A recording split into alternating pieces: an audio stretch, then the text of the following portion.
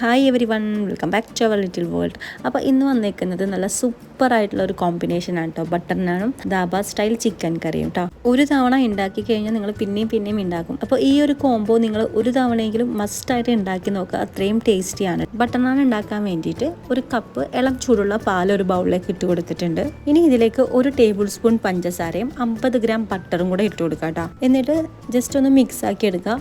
Butter നല്ലപോലെ melt ആവണമെന്നില്ല കേട്ടോ, കാരണം പാലിൻ്റെ ചൂട് പോകുന്നതിന് മുൻപ് തന്നെ നമുക്ക് പൊടി കുഴച്ചെടുക്കേണ്ടതുണ്ട്. അപ്പോൾ ഇനി ഇതിലേക്ക് ഒരു 1.5 ടീസ്പൂൺ ഈസ്റ്റും ആവശ്യത്തിനുള്ള ഉപ്പും പിന്നെ ഒരു 1/2 ടീസ്പൂൺ ബേക്കിംഗ് പൗഡറും കൂടെ ഇട്ട് കൊടുത്തിട്ടുണ്ട് കേട്ടോ. ബേക്കിംഗ് പൗഡർ ഇടണമെന്ന് നിർബന്ധമില്ല, എക്സ്ട്രാ സോഫ്റ്റ് ആയിട്ട് കിട്ടാൻ വേണ്ടിയിട്ടാണ് ബേക്കിംഗ് പൗഡർ ആഡ് ചെയ്തത്. നല്ലപോലെ മിക്സ് ആക്കി എടുത്തതിന് ശേഷം ഇതിലേക്ക് ഈ 3 കപ്പ് മൈദയാണ് ആഡ് ചെയ്തിട്ടുള്ളത്. എന്നിട്ട് അത് നല്ലപോലെ ഒന്ന് കുഴച്ചെടുക്കുന്നുണ്ട്. 1 കപ്പ് പാലിലേക്ക് 3 കപ്പ് മൈദ കറക്റ്റ് മെഷർമെന്റ് ആണ്. ഈസ്റ്റ് എടുക്കുമ്പോൾ ഇൻസ്റ്റന്റ് ഈസ്റ്റ് എടുക്കണം തന്നെ ഇല്ല, ഡ്രൈഡ് ആയിട്ടുള്ള ഈസ്റ്റ് ആണെന്നുണ്ടെങ്കിലും പാല് ഡയറക്റ്റ് ഇട്ട് കൊടുത്താൽ മതി. അപ്പോൾ അത് മാവ് ബൗളിൽ വെച്ചിട്ടൊന്ന് കുഴച്ചെടുത്തതിന് ശേഷം കൗണ്ടർ ടോപ്പിൽ ഇട്ടിട്ട് നല്ലപോലെ ഒന്ന് സോഫ്റ്റ് ആയിട്ടൊന്ന് കുഴച്ചെടുക്കുക കേട്ടോ.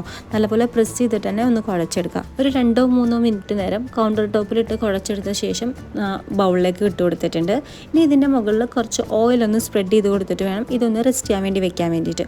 ഒരു 1.5 to 2 മണിക്കൂർ വരെ മാവ് റെസ്റ്റ് ചെയ്യാൻ വേണ്ടി വെക്കാം. റെസ്റ്റ് ചെയ്യാൻ വെക്കുന്ന സമയം ഇത് ഒരു ക്ലിംഗ് റാപ്പ് വെച്ചിട്ടോ ഒരു ലിഡ് വെച്ചിട്ടോ കവർ ചെയ്ത് കൊടുക്കാൻ വേണ്ടി മറന്നു പോകരുത് കേട്ടോ. അപ്പോൾ ഞാൻ ക്ലിംഗ് റാപ്പ് വെച്ചിട്ട് ഒന്ന് കവർ ചെയ്ത് കൊടുത്തിട്ടുണ്ട്. എന്നിട്ട് 2 മണിക്കൂറിന് ശേഷം എയർ ബബിളൊക്കെ കളഞ്ഞ് ഒന്ന് കുഴച്ചെടുക്കാം. എന്നിട്ട് അതിൽ നിന്നൊരു കഷ്ണം മാവ് എടുത്തതിന് ശേഷം ബാക്കിയുള്ളത് ക്ലിംഗ് റാപ്പ് വെച്ചിട്ട് ഒന്ന് റാപ്പ് ചെയ്ത് വെക്കാം കേട്ടോ. എന്നിട്ട് കുറച്ച് മൈദപ്പൊടി ഒന്ന് സ്പ്രെഡ് ചെയ്ത് കൊടുത്തതിന് ശേഷം ഇതൊന്ന് പരത്തിയെടുക്കാം കേട്ടോ. നിങ്ങൾക്ക് ഇഷ്ടമുള്ള ഷേപ്പിൽ പരത്തിയെടുക്കാം, ഓവൽ ഷേപ്പിലോ റൗണ്ട് ഷേപ്പിലോ. ഞാനിവിടെ സ്ക്വയർ ഷേപ്പിലാണ് അത് പരത്തിയെടുക്കുന്നത്. തീരെ കട്ടി കുറയാനും പാടില്ല, നല്ല കട്ടിയാവാനും പാടില്ല കേട്ടോ. എന്നിട്ട് ഒരു പാനിൽ ഇട്ട് കൊടുത്തിട്ട് ഇതൊന്ന് ചുട്ടെടുക്കാം കേട്ടോ.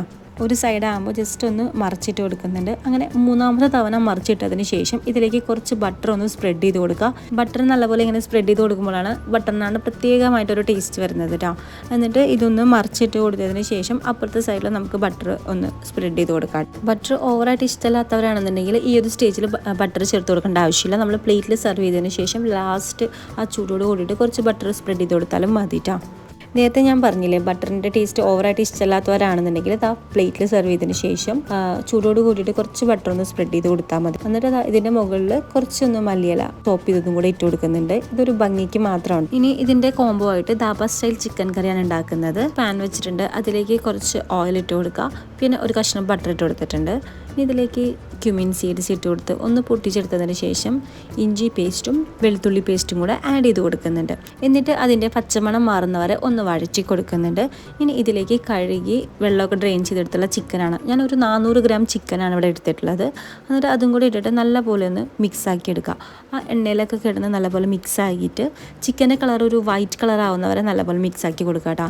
ഏകദേശം ഒരു 2-3 മിനിറ്റോ നല്ലപോലെ മിക്സ് ആക്കി എടുക്കണം കേട്ടോ. ലോ ഫ്ലെയിമിൽ വെക്കാൻ വേണ്ടി ശ്രദ്ധിക്കുക കേട്ടോ, കാരണം ഇഞ്ചി വെളുത്തുള്ളി പേസ്റ്റ് കരിഞ്ഞു പോകാതെ ശ്രദ്ധിക്കണം. പിന്നെ നമ്മൾ ചിക്കൻ്റെ പേസ്റ്റ് എടുക്കുമ്പോൾ ചെറിയ കഷ്ണങ്ങളായി തന്നെ എടുക്കാൻ വേണ്ടി ശ്രദ്ധിക്കുക. ഞാനിവിടെ കുറഞ്ഞ ക്വാണ്ടിറ്റിയിലാണ് ഉണ്ടാക്കുന്നത് കേട്ടോ. അപ്പോൾ നിങ്ങൾ ചിക്കൻ കൂടുതലാണ് എടുക്കണമെന്നുണ്ടെങ്കിൽ അതനുസരിച്ചിട്ട് ബാക്കിയുള്ള ഇൻഗ്രീഡിയൻസിൻ്റെ മെഷർമെൻറ്റും കൂട്ടിയെടുക്കാൻ വേണ്ടി ശ്രദ്ധിക്കണേ. അങ്ങനെ ചിക്കൻ്റെ കളറൊക്കെ ഒന്ന് വൈറ്റ് കളറായിട്ട് വന്നു തുടങ്ങിയിട്ടുണ്ട്. ഇനി ഇതിലേക്ക് ഞാനൊരു പച്ചമുളക് അരിഞ്ഞതാണ് ചേർത്ത് കൊടുക്കുന്നത്. നിങ്ങൾക്ക് എരിവിനനുസരിച്ചിട്ട് പച്ചമുളക് ചേർത്ത് കൊടുക്കാം. ഒരു മീഡിയം സൈസിലുള്ള സവാള നെടുതാക്കി അരിഞ്ഞതും കൂടെ ഇട്ട് കൊടുക്കുക. എന്നിട്ട് ഒന്ന് നല്ലപോലെ ഒന്ന് മിക്സ് ആക്കി എടുക്കുക. ഇനി വഴറ്റിയെടുക്കേണ്ട ആവശ്യമൊന്നുമില്ല. നല്ലപോലെ മിക്സ് ആയതിന് ശേഷം നമുക്ക് ഇനി ഇതിലേക്ക് മസാലപ്പൊടികളൊക്കെ ആഡ് ചെയ്ത് കൊടുക്കാനുണ്ട്.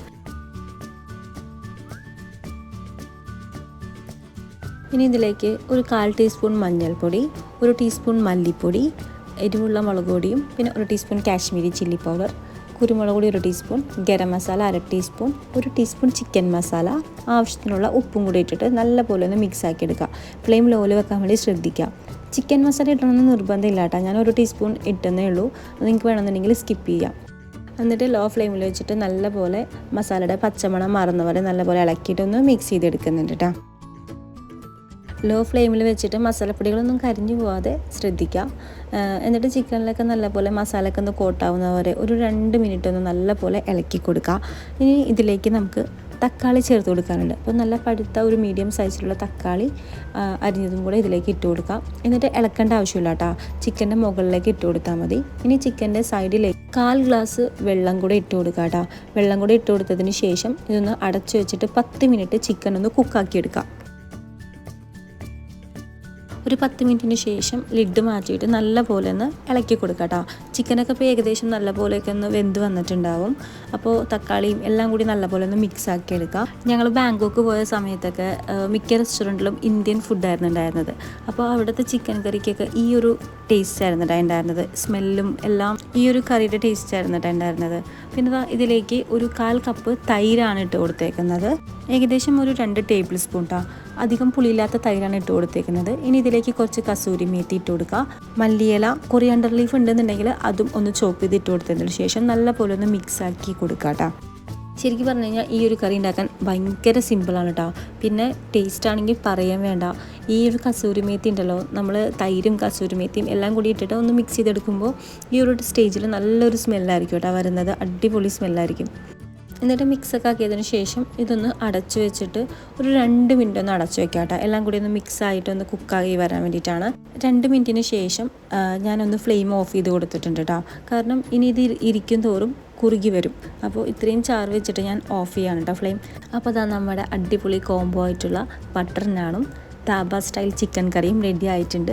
മസ്റ്റായിട്ടും ട്രൈ ചെയ്ത് നോക്കുക. നമ്മൾ വെറുതെ റെസ്റ്റോറൻറ്റിലൊന്നും പോയി കഴിക്കേണ്ട ആവശ്യമില്ല. അതിന് നല്ല ടേസ്റ്റി ആയിട്ട് വീട്ടിൽ തന്നെ ഉണ്ടാക്കാൻ പറ്റൂട്ടോ. By, thank you.